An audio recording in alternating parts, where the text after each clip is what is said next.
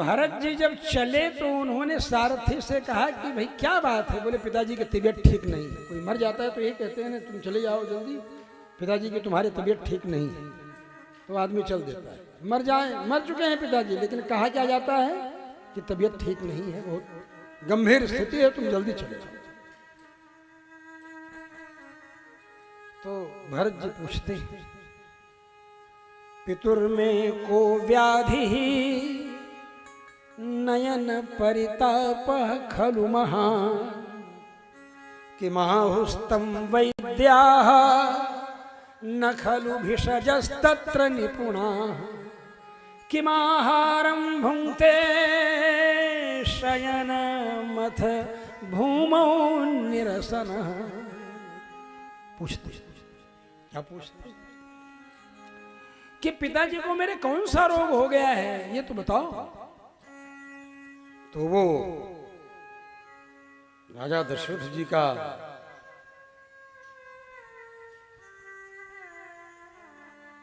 सारथी है, वो सामान्य सारथी नहीं है।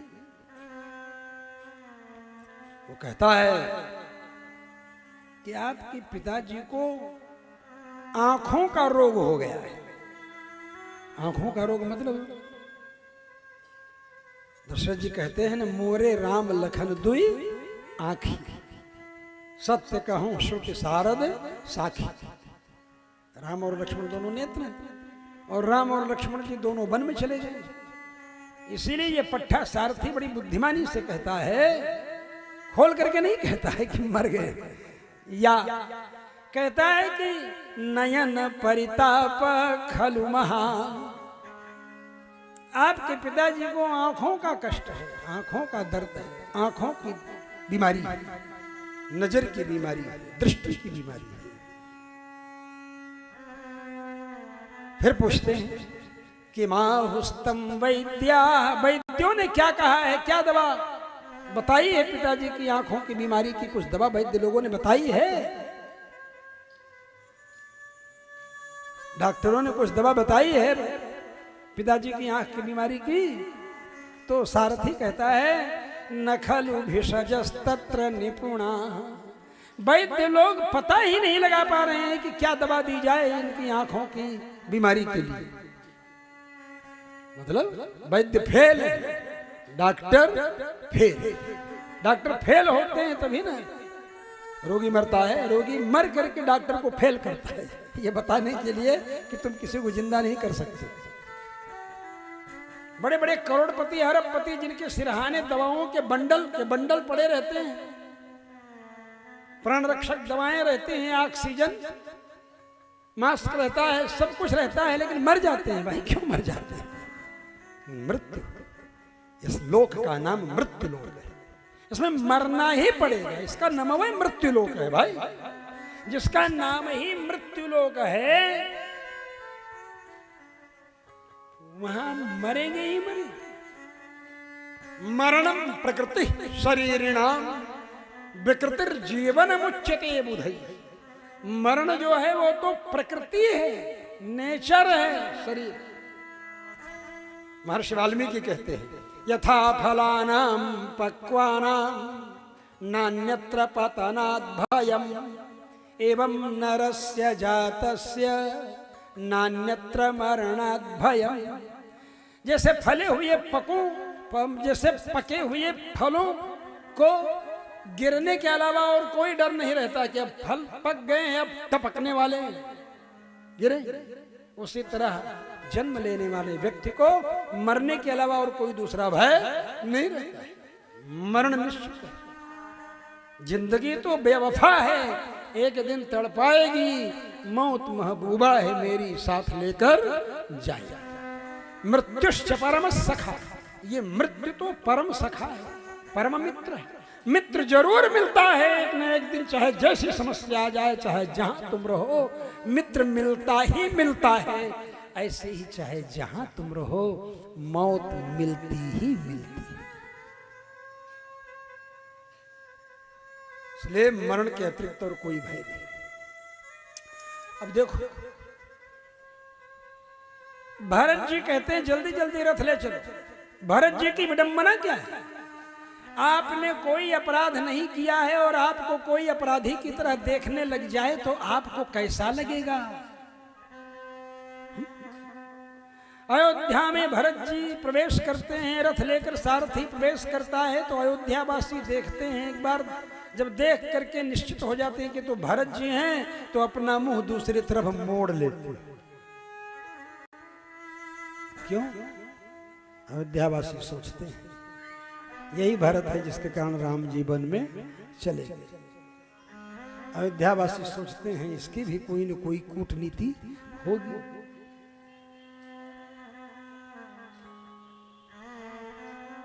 किम विष बेल अमीय फल फरई, क्या विष की वल्लरी से अमृत का फल प्रकट होगा? क्या विष विष की लता, विष की जो लता है, लता जानते हो ना, है? तो विष की लता से क्या अमृत का फल होगा?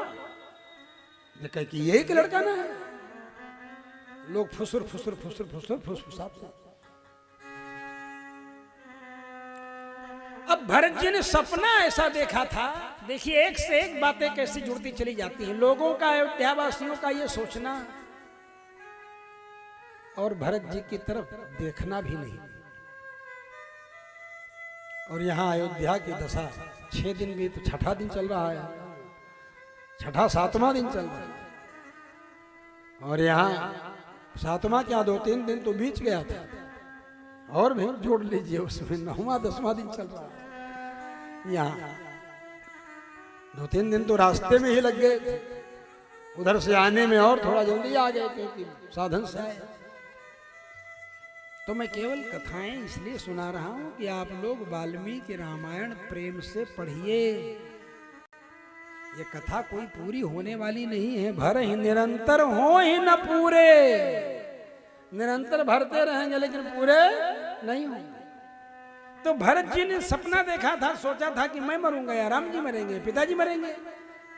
तो सीनियर मोस्ट तो पिताजी हैं, चलो पिताजी को देखें कैसी स्थिति है। और ये सारथी भी कह रहा था पिताजी बहुत बीमार हैं, तो चलो पिताजी के पास चलते हैं। और पिताजी कहाँ रहते थे सबसे ज्यादा? कैकेयी के ही घर में रहते थे सबसे ज्यादा, कैकेयी के ही फ्लैट में पिताजी रहते थे।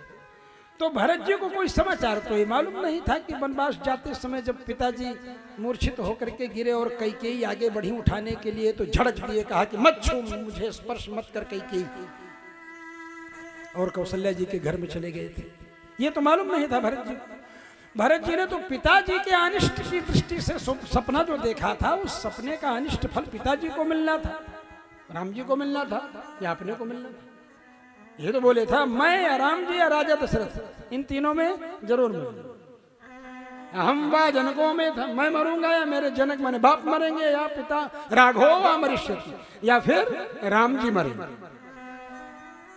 तो पिताजी ज्यादा कैकेयी के घर में रहते थे, इसलिए कैकेयी के घर में प्रवेश किए। कैकेयी के घर में प्रवेश किए, उसी समय अयोध्यावासी लोग जो हैं बाहर खड़े थे, बोले देखो मैं कह रहा था ना, सबसे पहले कैकेयी के घर में गया है। ये नहीं कि राजा दशरथ जी जहां है वहां जाए, कौशल्या के घर में। अरे भाई उनको क्या पता भाई कि यहाँ क्या हो गया इतने दिन में कि कौशल्या जी के घर में चले गए, कैकेयी को त्याग दिया। ये कहाँ मालूम है इनको? ये तो स्वाभाविक रूप में गए, लेकिन बातें बनाने वाले इसी तरह बनाएंगे। आप लोगों को अनुभव होगा, तरह तरह की बात बना बना करके लोग कैसे कहते हैं, चुस्की ले ले करके निंदा करते हैं। इसलिए लोग कहने लगे आपस में। अब लोग बोल भी नहीं सकते थे, राम जी के पक्ष में एक शब्द भी नहीं बोल पाते थे, क्योंकि डरते थे कि कहीं पता चल जाएगा नौकर चाकरों को भी, तो वो मंथरा को बता देंगे, मंथरा कैकेयी को बता देगी, कैकेयी राष्ट्रद्रोह में हमको बंदी बना लेगी। क्या समझे? टाडा लगा देगी, चाहे रासुका लगा देगी, राष्ट्रीय सुरक्षा कानून। क्योंकि कैकेयी के खिलाफ बोलना, भरत के खिलाफ बोलना राजद्रोह हो जाएगा। ये सोच करके अयोध्या वासियों के मन में जो बारूद थी वो मन ही मन में सुलग रही थी, निकल नहीं रही थी। मैंने इस तरह से समझो अयोध्या वासी। और भरत जी आए तो कैकेयी को प्रणाम किया। बोले पिताजी कहाँ हैं? मैंने कैकेयी ने कहा बैठो बेटा, पहले कुछ पानी वानी पियो और ये सब करो। बोले पानी वानी बाद में पियेंगे, पहले ये बताओ पिताजी कहाँ हैं? तो कैकेयी ने कहा एज यूजुअल वे में, बिल्कुल सामान्य रूप में कहा कि अरे जहाँ सब लोग एक दिन जाते ही हैं मृत्युलोक में, जहाँ सबको एक दिन जाना ही पड़ता है, वहीं तुम्हारे पिताजी भी चले गए। मतलब इसी तरह से जवाब दिया, या गति सर्वभूतानां ताम गतिम ते पिता गता। जो गति समस्त प्राणियों की होती है मृत्युलोक में, उसी गति को तुम्हारे पिताजी देते। इस तरह अब भरत जी मूर्छित हो गिर गए, पानी का छींटा देकर के कैकेयी जी होश में लाई। भरत जी होश में आए तो बोले जब पिताजी नहीं रहे तो मैं क्या कहूं, मैं कितना पापी हूं, मैं पिताजी का दाह संस्कार भी नहीं कर सका, मैं पिताजी के दाह संस्कार के समय भी नहीं था। राम जी धन्य हैं, लक्ष्मण धन्य हैं जिन्होंने पिताजी का संस्कार किया, मैं तो था भी नहीं पिताजी के संस्कार के समय। अब हमारी कोई भी गति नहीं है, कोई शरण सहारा नहीं है, अब तो बस राम जी के पास जाएंगे। ये कह करके राम जी की तरफ, राम जी के भवन की तरफ बढ़ने के लिए बढ़े। कैकेयी ने कहा कि राम जी यहाँ नहीं है। बोले राम जी कहाँ हैं? बोले राम जी को 14 वर्ष का वनवास हो गया। बोले क्यों? राम जी को वनवास क्यों हो गया? कहीं किसी ब्राह्मण का धन तो नहीं छीन लिया राम जी ने? उस समय किसी ब्राह्मण का धन अगर छीन ले तो उसको राज्य से निकाल दिया जाता था। राजा दशरथ के राज्य का ये नियम था। तो भरत जी पूछते किसी दूसरी स्त्री से संबंध तो नहीं कर लिया? अपनी स्त्री छोड़कर दूसरी स्त्री से संबंध कर ले तो उसको भी राजा से निकाल दिया जाता था। राजा दशरथ क्या कहते हैं?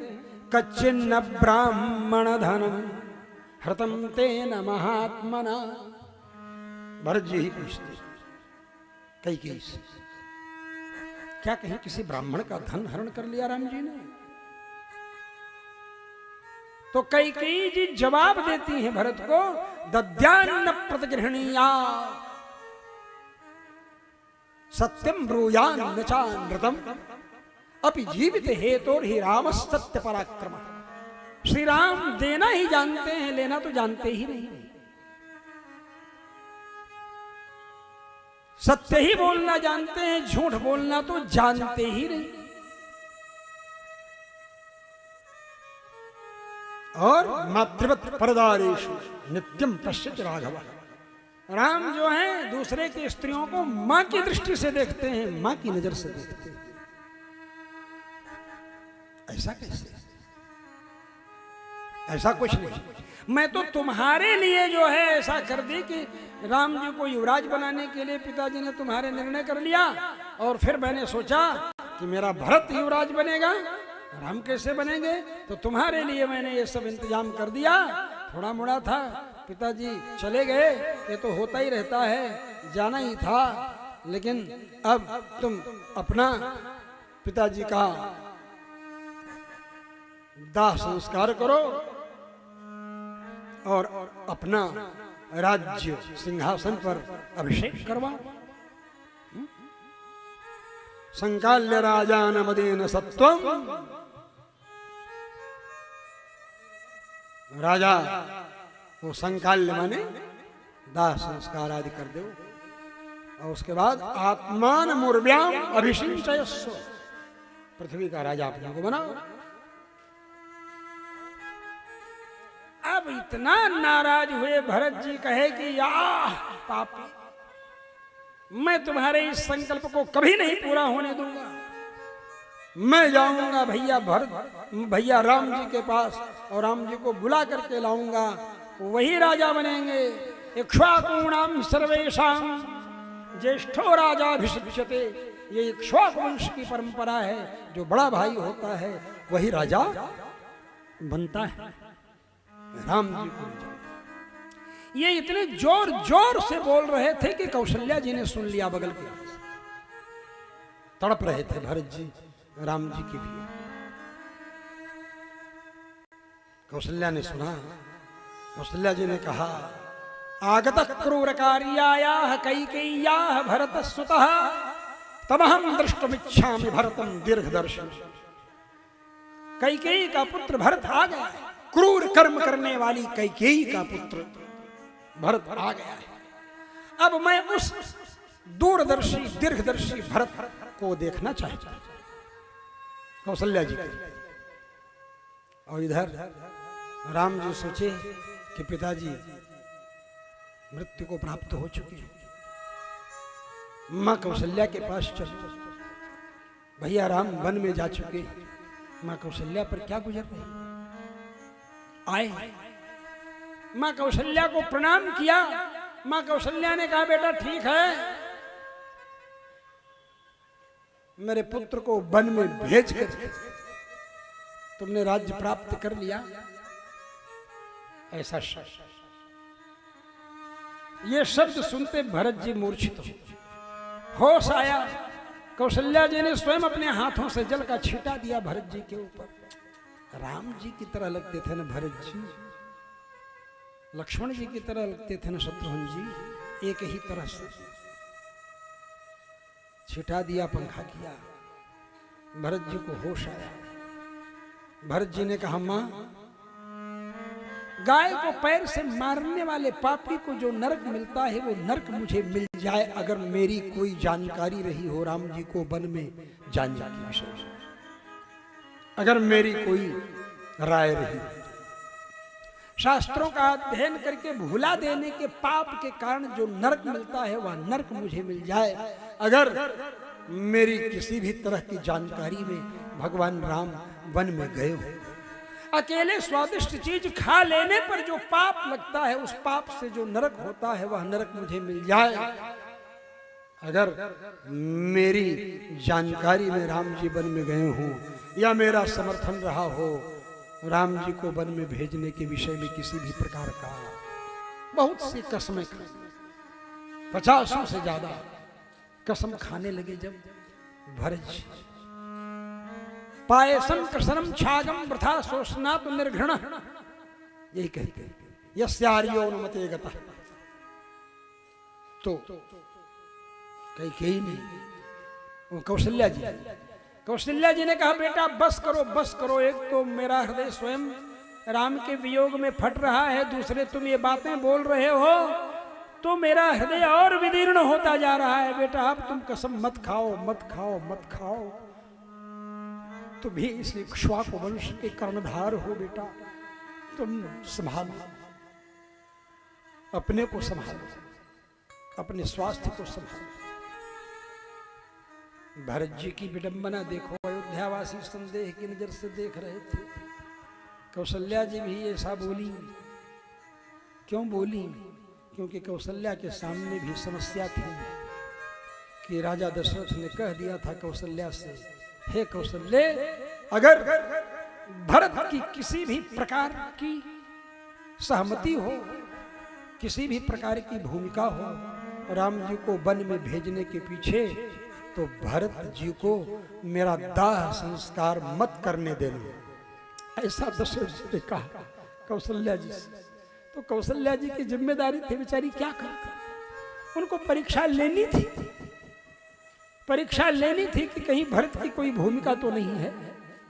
और भरत कसमें जब खाने लगे तो कौशल्या जी ने कहा, बेटा अपने को संभाल। और पिताजी का दाह संस्कार समाचार मिला वशिष्ठ आदि को कि भरत आए हैं। वशिष्ठ वामदेव जाबाली गौतम आदि ये सब लोग आए, भरत जी से कहे कि पिताजी का दाह संस्कार करो। पिताजी के दाह संस्कार की व्यवस्था संपन्न हुई और 12 दिन का कृत्य संपन्न हुआ। द्वादशाह के बाद अस्थि चयन करने के लिए गए। यहाँ तो आजकल दूसरे दिन अस्थि चयन कर लेते हैं, लेकिन वाल्मीकि रामायण में वर्णन है, अपना ही घाट है, अपना ही स्थल है। तो 12 दिन का कर्म जब द्वादशाह हो जाता है उसके बाद जाते हैं, फिर रोने लगते हैं भरत जी। फिर वशिष्ठ जी समझाते हैं उसके बाद सब संपन्न होने के बाद अयोध्या की सभा फिर उसी तरह से लग जाती है। दिव्य सिंहासन सभा के बीच में रख दिया जाता है। ब्रह्मा जी के द्वारा निर्मित वह दिव्य मुकुट किरीट लेकर के सभी ऋषि महर्षियों, अयोध्या की प्रजा, अयोध्या की जनता उस सभा में सब चुपचाप बैठे थे। भगवान राम के वन में जाने का कष्ट, भगवान राम के वन में जाने की पीड़ा सब लोगों को हो रही है, सब लोगों को हो रही है, लेकिन कोई बोलने की हिम्मत नहीं कर पा रहा है। क्या बोले? कष्ट बहुत है, पीड़ा बहुत है राम जी के वियोग में, लेकिन कोई बोलना इसलिए नहीं चाहता कि कहीं हमको राजद्रोह का अपराधी न समझ लिया। सब चुप। वशिष्ठ जी ने कहा, भरत तुम इस राज्य सिंहासन पर बैठो और ये मुकुट मैं तुम्हारे मस्तक पर रखूंगा। ऐसा वशिष्ठ जी ने कहा तो बस आंख मूंद लिया भरत जी ने और मनसा राघवंगता राम जी का ध्यान करने लगे।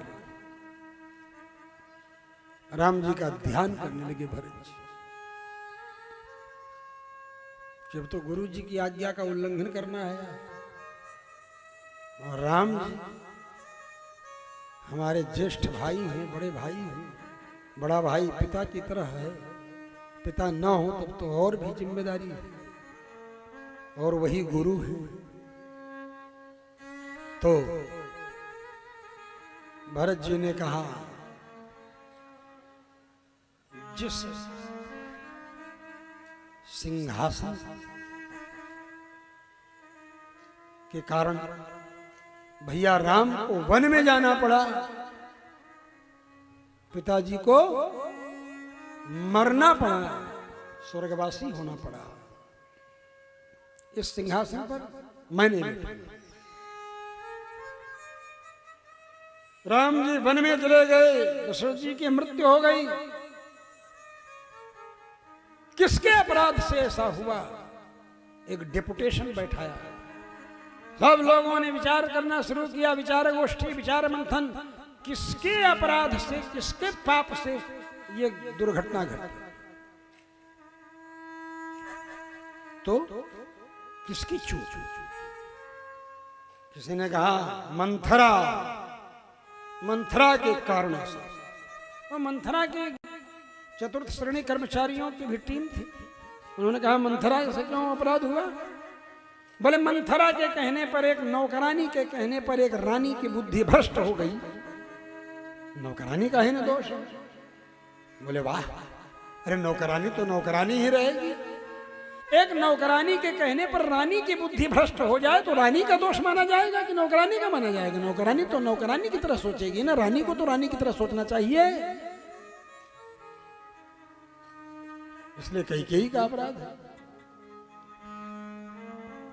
तो कैकेयी के पक्ष वाले भी बोल गए, कैकेयी का क्यों अपराध है? कैकेयी का क्यों अपराध है भाई? कैकेयी का क्यों अपराध है? बोले क्यों नहीं है? बोले इसी फार्मूले से कैकेयी का अपराध नहीं है। अगर एक नौकरानी के कहने पर रानी की बुद्धि बदल जाए तो रानी का दोष मान रहे हो, तो एक रानी के कहने पर राजा की बुद्धि भ्रष्ट हो जाए तो अपराध राजा का है। तर्क बड़ी लंबी चौड़ी कथा है, मैं तो खाली अट्रैक्शन क्रिएट करने के लिए बोल रहा हूँ, कथा नहीं पूरी होगी। मैं इसके थोड़ा सा तुमको बता दे रहा हूँ, वो सब चीजें आप चिंतन करेंगे तो सब। अब वशिष्ठ जी बोले, वशिष्ठ जी ने कहा कि राजा दशरथ का क्या दोष है? राजा दशरथ ने तो सबके बीच में सभा में कहा था कि हे राम, मैं कैकेयी को वरदान देने के कारण किंकर्तव्य विमूढ़ हो गया हूं, मुझे जेल में डाल करके अयोध्या के राज्य सिंहासन पर तुम बैठ जाओ। दशरथ जी ने तो यहां तक कहा, अयोध्यायाम तुमेवाद्य भव राजा निगृह्य माम, अयोध्या के तुम्हें राजा बन जाओ, निगृह्य माम, मुझे निग्रहित करके मुझे बंदी बना दो और अयोध्या का राजा तुम मिल जाओ। दशरथ जी ने तो यहां तक कहा था, राम जी हमारे तेज में आकर के चले गए तो कोई क्या करे। वशिष्ठ जी तब राम जी के ऊपर जब आक्षेप लगना शुरू हुआ तो भरत जी से बर्दाश्त नहीं हुआ।